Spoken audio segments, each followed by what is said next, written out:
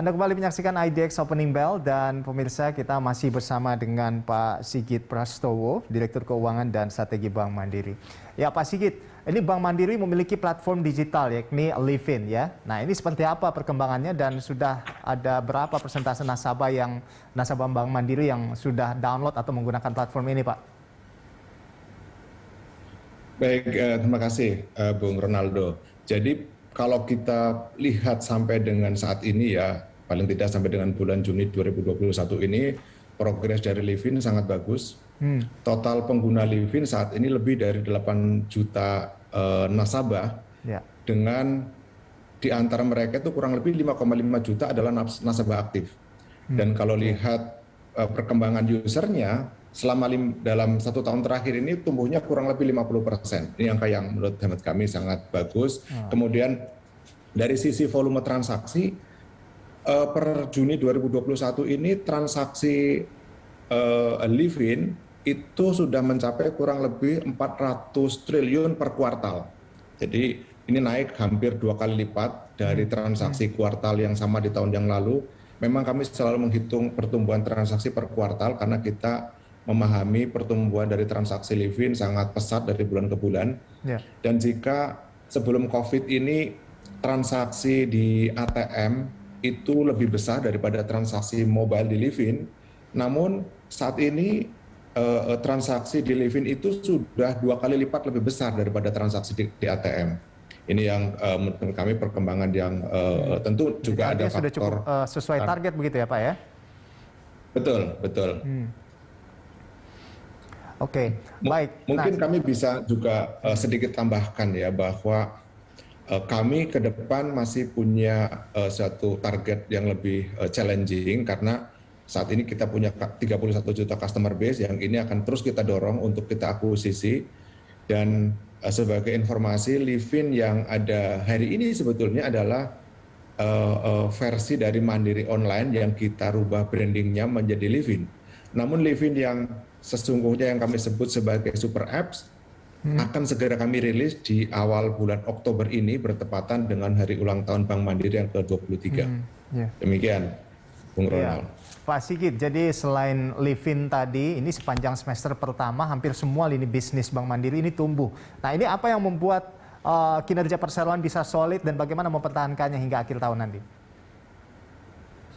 Ya, terima kasih Bung Ronaldo. Jadi kalau kita lihat beberapa indikator-indikator kinerja kita di semester pertama, kita terlihat sangat baik. Kredit secara konsolidasi kita bertumbuh sampai 16,37% secara year on year. Tentu ini juga ada faktor merger syariah Bank Syariah Indonesia di bulan Februari yang lalu. Namun secara bank only, Bank Mandiri juga masih tumbuh sangat bagus. Kredit kami tumbuh secara year on year 6,7%, jauh di atas industri yang di saat yang sama tumbuhnya hanya 0,6%.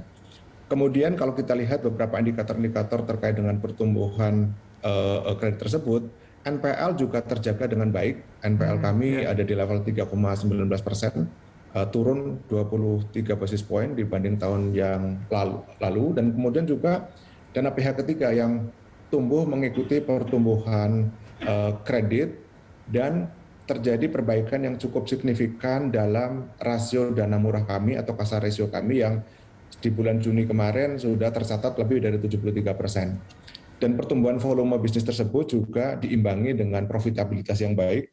Net interest margin tumbuh menjadi 4,63%. Dan laba di bulan Juni yang lalu selama 1 semester kita sudah mencatatkan pertumbuhan 21,5% dan laba kami tercatat di 12,5 triliun. Nah, kalau tadi Bung Ronald menanyakan apa yang kita lakukan sehingga kami bisa mencapai hasil yang baik. Pertama, Bank Mandiri melakukan ekspansi kredit dengan tetap mengedepankan kualitas agar kami juga tetap mampu menjaga return dan juga tingkat NPL yang baik sehingga tidak menyebabkan kenaikan cost of credit di kemudian hari. Beberapa hal yang kami lakukan antara lain kami melihat begitu banyak sektor yang potensial yang di kala pandemi ini serta kita juga secara cermat memahami momentum perbaikan-perbaikan sektor di masing-masing wilayah. Dan selain itu kami juga terus melakukan disiplin monitoring kepada portfolio kredit kami yang di masa pandemi ini beberapa kita lakukan restru sesuai dengan relaksasi yang diberikan oleh OJK. Strategi yang kedua adalah kita mencoba untuk melakukan penurunan cost of fund dan hasilnya juga sangat baik. Cost of fund Bank Mandiri yang sebelum pandemi ada di kisaran 3%, sudah turun menjadi 1,7% di bulan Juni. Dan penghematan biaya dana ini juga didorong oleh kenaikan atau pertumbuhan di CASA ratio tadi. Dan juga kami secara khusus juga mengurangi porsi dari deposito special rate sehingga memang penurunan ini sangat baik untuk mendukung biaya dana yang lebih murah. Kedepan tentu menjaga CASA ratio ini akan kami lakukan dengan dorongan dan bantuan dari super apps yang segera akan kami lakukan. Kami akan melaunching untuk retail, kami punya Livin, dan satu lagi yang super app di wholesale yang akan kami sampaikan kemudian pada saat Bank Mandiri ulang tahun nanti.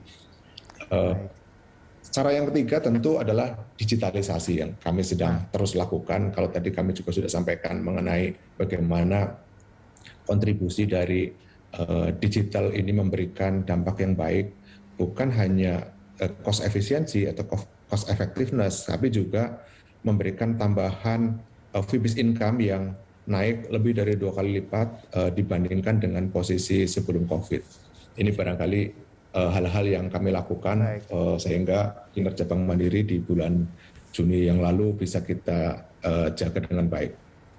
Baik, terima kasih Pak Sigit atas informasinya. Kita harapkan tentunya buat launching nanti retail Livin nantinya juga bisa sukses dan juga kedepannya terkait dengan digitalisasinya bisa bergerak lebih baik dan lebih berhasil lagi. Terima kasih Pak Sigit atas informasinya dan selamat beraktivitas kembali. Ya, pemirsa, kami akan kembali dengan analisis perdagangan saham hari ini. Sesaat lagi tetaplah bersama kami di IDX Opening Bell.